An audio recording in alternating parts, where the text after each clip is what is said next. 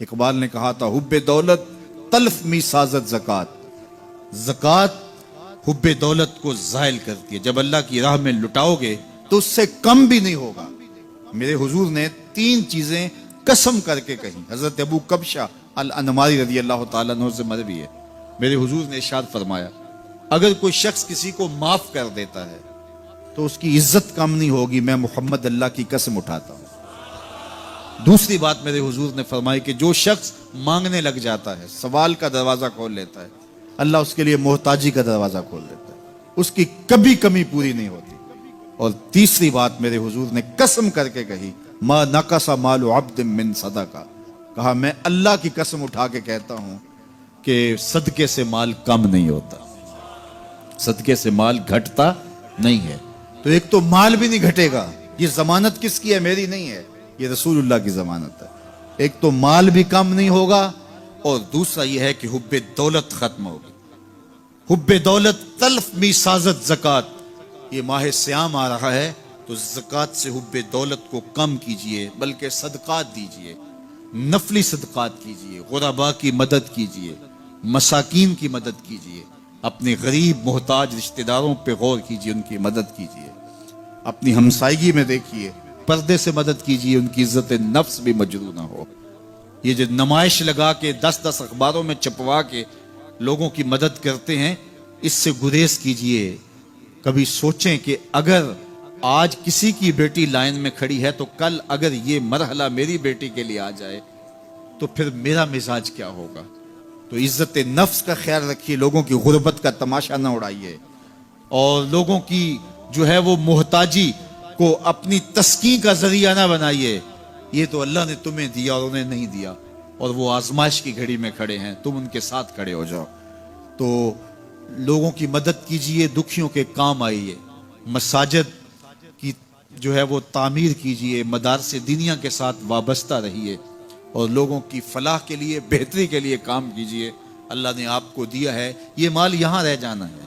میرے حضور نے فرمایا ابن آدم کہتا ہے میرا مال، اس کا مال وہ ہے جو اس نے کھایا یا پہنا اور پرانا کر دیا یا آگے بھیج دیا، باقی اس کا نہیں ہے، وہ وارثوں کا ہے۔ مرتے ہی ورثہ بن جائے گا، مرتے ہی ترکہ بن جائے گا۔ کفن بھی میلا نہیں ہونے دیں گے کہ بعض اولادیں تو بانٹ لیتی ہیں۔ اللہ اکبر، وہ گھر جو ان کے لیے بنایا تھا، ایک رات بھی تجھے اس گھر میں رکھنے کے لیے تیار نہیں ہوں گے۔ آج تیرا نام چھن گیا، آج کوئی یہ نہیں کہتا کہ پیچھے اس امام کے اور حاضر اس چودھری صاحب کے، حاضر اس میت کے۔ آج تو ڈیڈ باڈی بن گیا، آج تو میت بن گیا۔ آج خان صاحب، ملک صاحب، چودھری صاحب، پیر صاحب، مفتی صاحب، تیرے سارے ٹائٹل چھین لیے گئے۔ آج پیچھے اس امام کے اور دعا واسطے حاضر اس میت کے، آج تو میت بن گیا۔ آج تیرا لباس بھی پھاڑ کے اتارا ہے، آج تیرے انگوٹھے باندھ دیے گئے ہیں، ناک میں روئی ٹھونس دی گئی ہے۔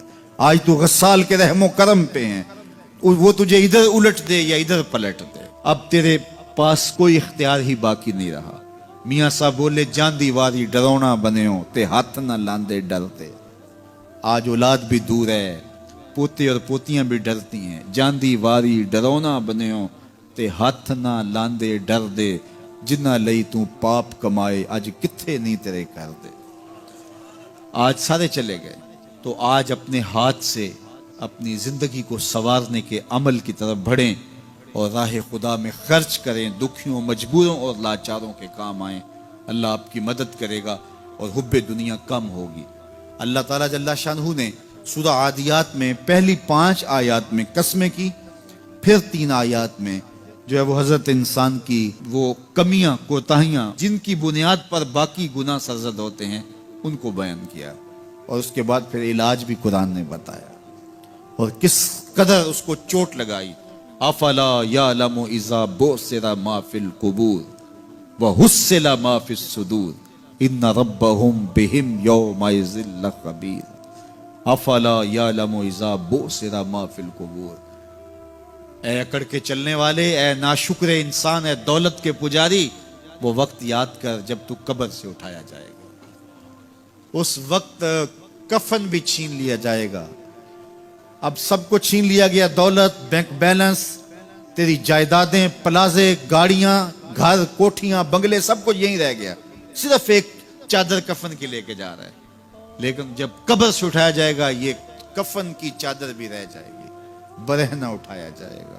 اللہ اکبر، نہ پاؤں میں جوتے، نہ سر پہ پگڑی، نہ بدن پہ کپڑا، برہنہ اٹھایا جائے گا۔ سیدہ عائشہ رضی اللہ تعالیٰ عنہ نے سنا تو کانپنے لگی، عرض کی حضور قبر سے برہنہ اٹھائے جائیں گے تو ایک دوسرے سے حیا نہیں آئے گی؟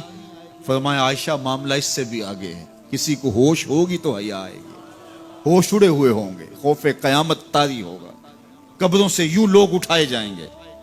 افلا یعلم اذا بوسر ما فی القبور، اب بوسرا کا جو مفہوم ہے، جو ترجمہ اور معنی ہے وہ تو رہے، بوسرا کا جو صوتی آہنگ ہے، جب بولتے ہوئے ایک جھٹکا لگتا ہے تو قبروں سے اٹھتے ہوئے لوگوں کی کیفیت معلوم کرنے کے لیے بوسرا کا صوتی آہنگ ہی کافی ہے۔ افلا یعلم اذا بوسر ما فی القبور وحصل ما فی الصدور، حصلہ کے اوپر جو تشدید ہے یہ معنی کو کتنی خوبصورتی کے ساتھ ایک مجسم پیکر میں سامنے لا رہی ہے۔ اللہ فرماتا پھر وہ وقت آئے گا جو سینے میں ہوگا وہ تشت ازبام ہو جائے گا۔ آج آپ مجھے نیک سمجھتے ہیں، میں آپ کو اچھا سمجھتا ہوں، لیکن میرے سینے کے اندر کیا چل رہا ہے یہ آپ کو نہیں پتا۔ یہ میں تقریر چہک چہک کے کر رہا ہوں، اس کے پیچھے کیا ہے؟ میں آپ کے دل اپنی جانب موڑنا چاہتا ہوں، آپ کی جیبیں خالی کرنا چاہتا ہوں، یا میں آپ کے سامنے پاک اور ستھرا اور بڑا جو ہے وہ نیکوکار بننا چاہتا ہوں، یا میرا مقصد رضائے الہی ہے؟ یہ مجھے پتہ ہے، آپ کو نہیں پتہ۔ آپ کہاں ہیں، کہاں کھڑے ہیں، میں آپ کو اچھا سمجھتا ہوں، لیکن آپ کو پتہ ہے کہ ہم کہاں کھڑے ہیں۔ لیکن قیامت کے دن یہ ساری چیزیں سامنے آ جائیں گی۔ وَحُصِّلَ مَا فِي الصُّدُورِ، اور سورہ الطارق میں فرمایا یوم تبلی السرائر فما لہ من قوت ولا ناصر، اس دن سارے راز کھول دیے جائیں گے اور کوئی طاقت نہیں ہوگی جو ان رازوں کو کھلنے سے روک سکے گا۔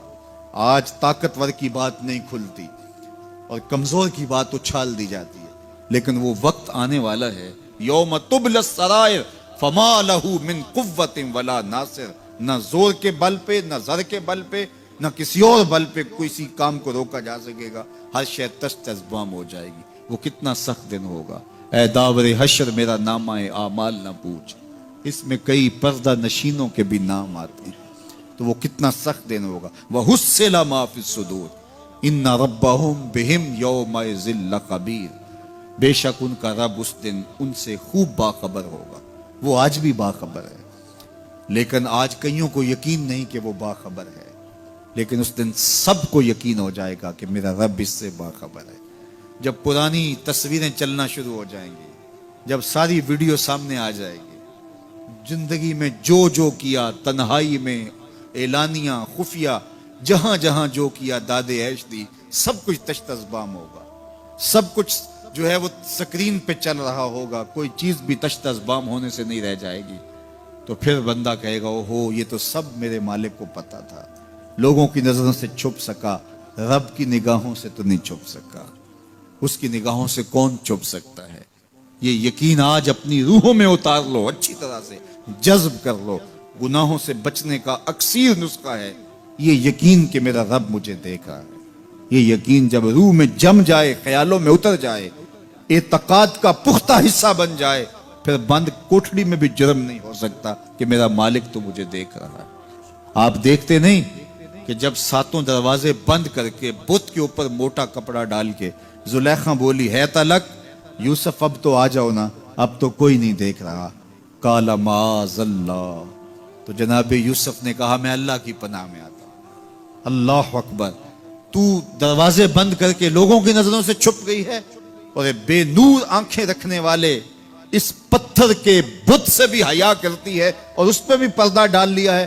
جب تو اس جھوٹے خدا سے حیا کرتی ہے، میں سچے خدا سے حیا کیوں نہ کروں جو ساتویں کوٹھڑی میں بھی دیکھتا ہے۔ اتنی روشنیاں برسی کہ گناہ کا تصور بھی محال ہو جائے، تو یہ یقین کہ میرا اللہ مجھے دیکھ رہا ہے، یہ انسان کی زندگی میں نظم پیدا کرتا ہے۔ آنے والا موسم ماہ سیام رمضان المبارک، یہ ہماری زندگی کے اندر یہ نور داخل کرتا ہے کہ میرا اللہ دیکھ رہا ہے.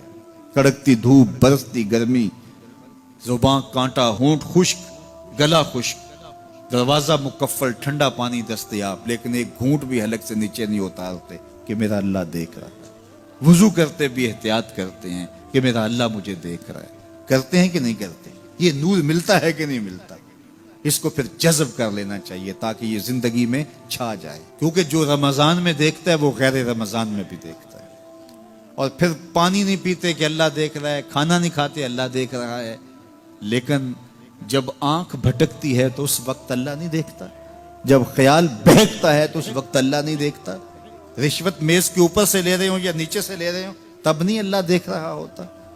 اللہ صرف کھانے اور پینے کو دیکھ رہا ہوتا ہے. یہ جو ایک نور آیا ہے اس کو جذب کر لیں، پوری زندگی میں پھیلا لیں. تو اسی لیے رمضان تقوی بانٹتا ہے، روزہ تقوی بانٹتا ہے، زندگی میں نور اور روشنیاں بھر دیتا ہے.